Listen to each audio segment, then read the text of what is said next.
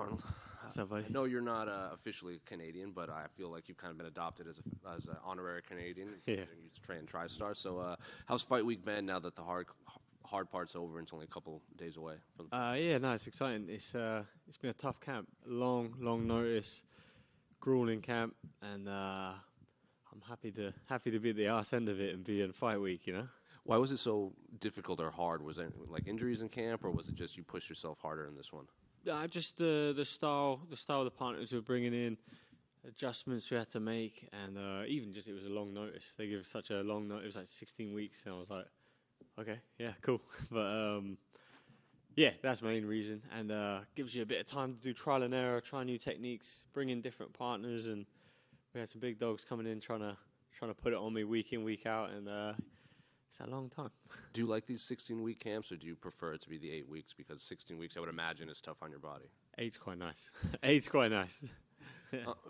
I'm curious when you bring up like it's been a hard camp preparing for Mavzar. Like obviously Max is one of the better fighters in the division, but he's primarily kind of a stand-up guy. Is preparing for a guy like Mavzar in some way more difficult than preparing for a guy like Max Holloway because of the style that Mavzar brings into the octagon? No, not really. That camp was fucked up. I had some injuries, some bad shit, so it was rough. But yeah, no, this one's definitely been better.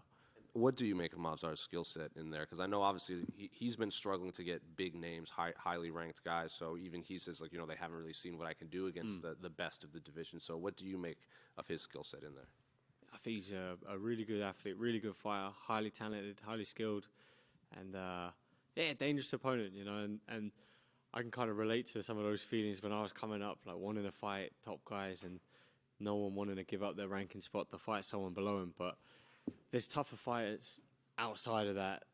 Sometimes I look up and I'm like, oh, that guy's ranked higher than me and he's an easier fight than this one. So it's very easy to be number 3 and then be like, well, I'm only fighting 2 or 1. And it's just like, everyone does that. It sucks. Just, it's MMA. The rankings are kind of, whatever. So it don't mean anything unless you're number 1. Did you have to sign posters with him? Yeah, I didn't have to. He asked if it was okay. I was like, yeah, sure. Some guys are weird, man. Like some guys are weird, but he's cool. He seems cool. I thought people when I walk in the room, I sort of give them a nod, like, "You all right, mate?" And they're just like angry, and I'm like, "All right, weirdo." And I won't say any names, but some guys have thought are proper weird guys. So, yeah. Did you talk much while you were signing posters? Nah, not much. Just kind of, he had his whole team there, and they were talking in different languages, and I was just like, okay. Arnold over here. We talked about you've done a lot of training at TriStar. You've spent a lot of time in Canada. How does it feel to finally be fighting in Canada? Yeah, it's cool. Actually, before the car was announced, like someone said about them coming to Canada, I kind of assumed I came here in 2015 to start training at TriStar, and I've never been anything to do with any Canadian event. And I made a joke about it, like, I definitely want to be on that one. And yeah, now I'm on it. It's pretty cool. Yeah, pretty cool. Fighters talk all the time about how much they learn from taking a loss, something that you had not done in so long. Here we go. I've been asked this question about 50 times. Where was your head It's at? shit. Losing is shit. However you spin it, losing sucks. I get half my money. I missed out on a title fight. I would have probably made $1 million on pay-per-view. I'm fucking broke. My mother-in-law bought me some Gucci slides, which is pretty cool, for my birthday. I can't afford them myself. So then, is that one reason you kind of jumped to this Mavzar fight? You said, well, this is my chance to just get right back in there and get that title fight, get that $1 million or however much you're going to get for it. Yeah, I don't care about the money. I'm joking about that, but yeah, I want to be world champion, and this is the fight I think puts me back into the title picture. After the Holloway fight, I was asking for Ortega because same thing I was saying earlier, like he was a fight I thought was easier than these guys down the line, and he was a higher ranked guy. It was like, it made sense. But, I don't want easy matchups. This guy's tougher. He's undefeated. He's coming to prove his own claim for a title. And, I want to show I'm still there in that picture.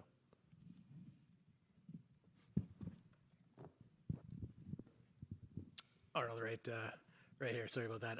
Asked Mavzar about your takedown defense earlier, and you haven't been taken down, I don't think, since 2018. He says, well, he hasn't, been tested. He hasn't been tested by anyone on his level. I mean, what are your thoughts of his wrestling, and do you feel you have faced someone, on his level?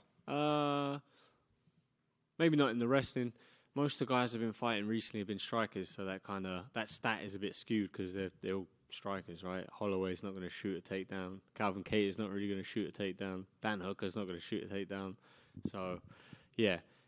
But, also, like, I think he's basing a lot off of one fight where I fought and I got taken down a bunch and controlled on the ground. I think he's asked for me a lot, and I'm pretty sure he's seen that fight, and he's like, he's going to get taken down, whatever.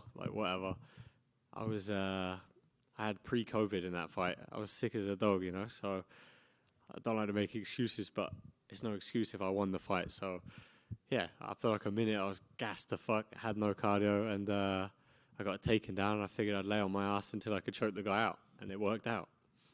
And just one more. Obviously, there is a title fight coming up. What is your pick for Volkanovski at Topuria? I've answered this 100 times today as well. Let me think. I want to give you a different answer than I've given other people. I think Topuria is going to beat him. Really? That's a different answer than I've given everyone else. Thanks. No worries. Over here, Arnold. I did. Aside from the training, what's your favorite part about being in Canada? Ooh. I love home. I have a lot of family here, a lot of good friends here, and a lot of people I really like at the gym training with. I do enjoy the winter. Like, it kind of brings a nice aspect to the training, like a little Rocky theme, When I first sort of got into the UFC and I got a little bit of money, I thought about going down to Miami to train, and I was just seeing people I know train there, sitting on the beaches and like living the dream, and I was just like, nah, like, that's not me. That's soft. I'm not doing that. So I come to Canada, and the concrete looks pretty shit. It's cold. The roads are crazy. There's potholes, and the French Canadians ain't the politest. But it's nice. I like it. It works. Have you gotten into hockey at all since you've trained in Canada? It's obviously pretty big. Yeah, no, I've actually been watching hockey, and in Montreal, the Habs, the goalie, his name's the same as my brother, Jake Allen, so it's actually kind of weird. You can get a Jake Allen jersey. But, I'm a sellout now, though. I'm a Leafs fan. There you go. Good answer. Obviously, TriStar is sort of known for being one of the premier gyms, but I know, there's obviously a lot of new people there training. Who do you get to work with over there? Like, who helped you prepare for this fight, as far as main training partners? Yeah, a lot of guys. We have, Mossad Bektik was coming in to help me. Ayman Zahabi was really helping me all the time. Louis Sanadakis, and he's a great training partner. So many guys. Mehdi, he's an Iranian wrestler, like good professional MMA fighter now. I think he's like 4-0, 5-0, but comes from Iran. He's a strong boy. He's a good wrestler, same weight. There's so many guys to name, but week in, week out, it's in the camp. It's trying to bring different guys in, the pressure, and having Faraz at the head of the ship, sort of running things. There's always new guys coming in, and if this guy's a bit fatigued, he brings someone else in, and then it was hell. I'm glad you brought up Louis. Are you surprised the UFC hasn't picked him up? Obviously, he's very talented. Pretty much everyone I talk to at TriStar just raves about him as a training partner. Yeah, I'd love to see him get his opportunities. He's so good. He's through this camp, I train with him, and he always shows up, pushes the pace, whatever's needed, and he's a funny guy, a cool guy. Like, he definitely deserves an opportunity. I'd love to see him get it. And just last one for me. I don't know if you pay attention to this, but what are your thoughts on being the underdog in this fight, just considering who you fought and who you've been in the cage with? I don't care. Back here. So George St. Pierre, he did an interview this week, and he said that he's picking you to win by third round knockout. So how important has a guy like George been to you in your journey?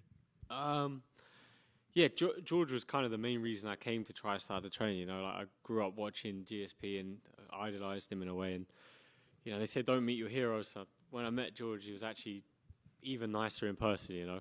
He's a bit of a quirky, funny guy, but he's awesome. And just when you get to train with someone like that, and he gives you some pointers, and it really sticks. Someone I consider the GOAT. Like, he's the best of all time for me.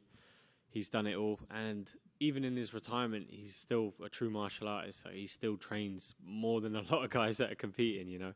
He's in great shape, and he's a good role model all around. Nice. And obviously, this is not England, but does this kind of feel like a home game for you? Yes and no. Yes and no. Canada is like a second home to me, but I don't know if these guys perceive it that way for me. Arnold, sorry, one more thing. I know you might have your own title fight to worry about soon if everything goes well on Saturday, but I was curious for your thoughts on the middleweight main event between Strickland and Duplessis, if you have a pick there. I haven't actually thought about it too much, but Drick has got a very awkward style. Looks like a big, strong boy. Strickland also has an awkward style too. Very different, but I'm gonna go with Strickland. I think Strickland's gonna get the win there. I think he's gonna be able to put the pressure on him and keep it going. I think Strickland gets the win. Who made this merch for you? My missus. She runs the almighty merch shop. She kills it. My missus kills it. She does all the t-shirts, the designs, this stuff. Yeah. I just post some shit on Instagram now and then, and she's like, "Don't share that." I'm like, "Okay, sorry." Yeah. Yeah. Thanks, guys.